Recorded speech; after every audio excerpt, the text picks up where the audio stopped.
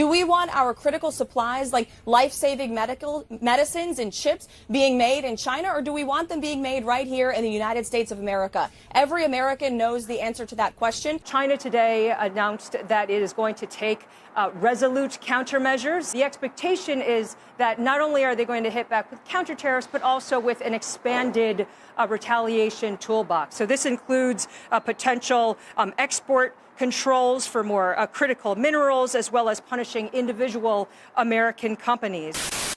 Here on the program, we've talked about the status quo as almost like an addiction, and we've been saying that it's like you have to get over the addiction because it feels good while you're doing it, but it's actually hurting the body. It's actually causing pain to the body. And when you live in one of these states like Western Pennsylvania, we're going to have Senator McCormick on soon to talk about this. I understand he was talking about it this morning on another interview, or like Ohio, where obviously the vice president hails from. When you really have seen the economic devastation in these areas, it looks like they lost a war, and it almost is like they lost an economic war. And I think this is something where there are parts of the country who are totally isolated from that, just don't understand what's really going on in Middle America.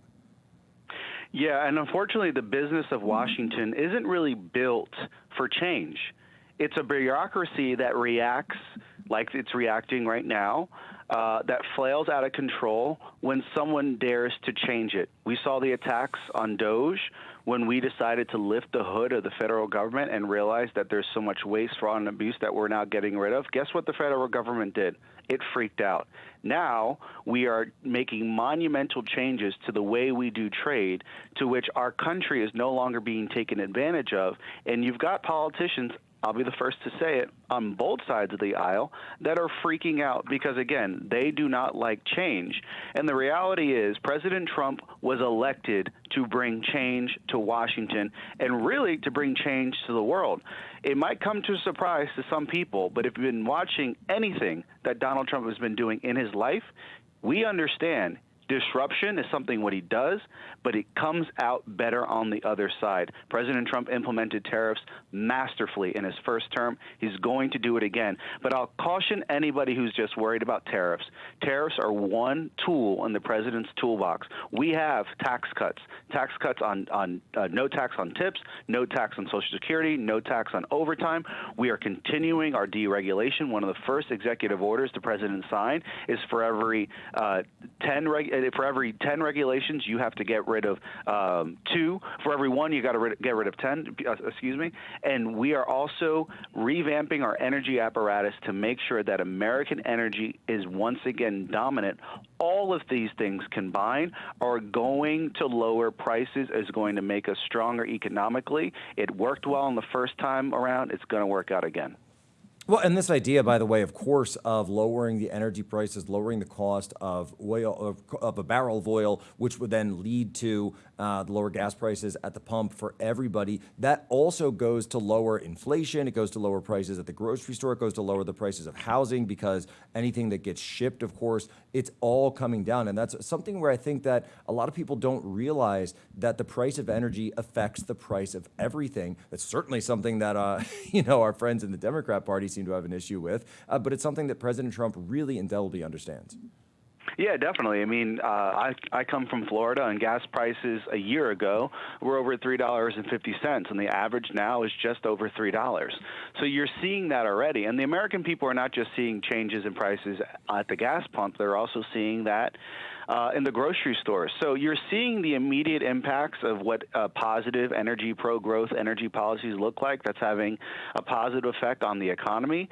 And the other thing I would remind people is you got a lot of these so-called experts, and you got a lot of Democrats talking about the cost of tariffs, but they never talked about the cost of Joe Biden and Kamala Harris and the Democratic Party's inflation. That inflation was costing the average American household $1,000 a month, close to $12,000 a year. And here they want to push out tax foundation studies saying that tariffs are going to cost $2,100 per year, when they completely ignore the fact that it was costing $12,000 a year when Joe Biden's inflation was wrecking through American households. Listen, we're going to achieve tax cuts. We're going to continue down our deregulation.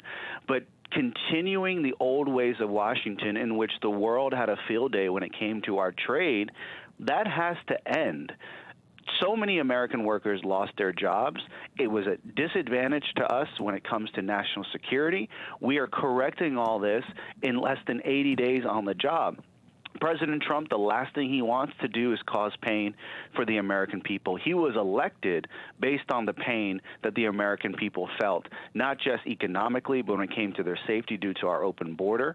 And President Trump is going to prioritize our farmers, our hardworking men and women of the American working class, and that is his day one priority. That is all of our priority every time we come to the White House. Harrison Field, I want to be cognizant of your time and respectful of it. Thank you so much for spending this amount of time with us, explaining to us the ins and outs of this. And you're right. You're so right. People want to talk about tariffs in a vacuum, but that's not the only policy that President Trump is putting forward. Where can people go to get more information about this new American economic liberation as Liberation Day moves forward, and where can people follow you? Yes, so I could be found at hfields47 on X, and then our rapid response account is incredible. The White House rapid response account. It's at I'm a Rapid big fan. Response 47. I'm a big fan of Rapid Response 47 and of course, the official White House account itself. You always get the very best content on there. Harrison Fields. WhiteHouse.gov. Thank you very much, man. Appreciate that. So, folks, just give us a couple of minutes, and we're going to have Senator McCormick will be joining us here on the program to talk about this, as well as a new book that he's got out. He's been writing about this for a long time. He's my senator, of course, from Pennsylvania. But look, the great deal, okay? The great deal is so much more than just tariffs. It's so much more than, and I love the way Harrison puts this, it's so much more than just saying, oh, we're going to have tariffs on imports and that's going to get, no. It's not just that. It's also tariffs on imports, but we're also lowering taxes in other places. No tax on tips, no tax on Social Security. Okay, so lowering direct taxes on Americans and on seniors. So this has to be looked at in conjunction. Also, what else do we see? We see American energy dominance. When you put American energy exports out on the market, what does that do? That lowers the cost of oil, of a barrel of oil. By the way, it's one of the things, one of the reasons that you don't want to see a major war in the Middle East, because a major war in the Middle East always leads to what? Oh, that's right. Increased oil prices. President Trump understands that, and that's why he's committed to the peace process in the region. When you have peace in the Middle East, when you have stability, when oil is flowing not just to the United States, but all around the world, that leads to a lower price that brings it down. That's going to bring down prices at the pump, which of course bring down, like I was just talking about, it goes through everything else. Then you have lower prices for your goods, lower prices for inputs, lower prices on energy, lower prices on transportation, et cetera, et cetera. It's all intrinsically interconnected. And President Trump understands this and understands what needs to be done going forward. And look, it's like this. I actually saw I saw someone X say this earlier, and it's like, it's kind of like America has been skipping leg day for the last 30 years. And, you know, this economically speaking. So it's economic leg day. And everybody knows about leg day. If you go work out, you know leg day. Nobody likes leg day.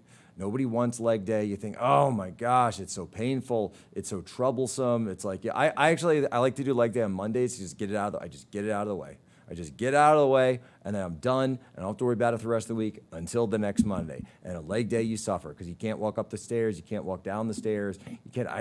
Last week I went a little hard on leg day. I couldn't even sit down for a long time. I had to stand up for a while. But think about it. What does that give you? It gives you your strength. It gives you the strength of your foundation. It gives you the strength of your foundation to be able to stand up stronger than ever before. And that's been the problem. All of our work, economically speaking, oh, the GDP's high, the GDP is high. It's all upper body strength. It's all upper body, right? You can't just work on that. You can't do chest day every day. Sorry, even though Raheem Kassam does that. Oh, did I say that publicly? You can't just do arms and back. No. You got to focus on all that, but you have to also have leg day. You have to have your core strength. How many times did someone say in 2020, Why don't we make our own antibiotics? How many times do we scream for economic independence? Well, if you want that independence, this is the path to it. This is the path. And I get it. I get that it's risky. I get that it's painful. Immediately, it's going to be painful, right? Just like leg day, just like going to the gym when you first start going, especially when you have muscles that you haven't worked out. Like some people don't work out all winter. They go, they have, New Year's Day, and they go in with the resolutions. Like the gyms are always packed on New Year's Day, and then people go in and you're like, oh, I got to get this up, but you got to do it. You know why? That is how America stands strong. You need a strong foundation to lift up the greater things that are out there. And you know what else?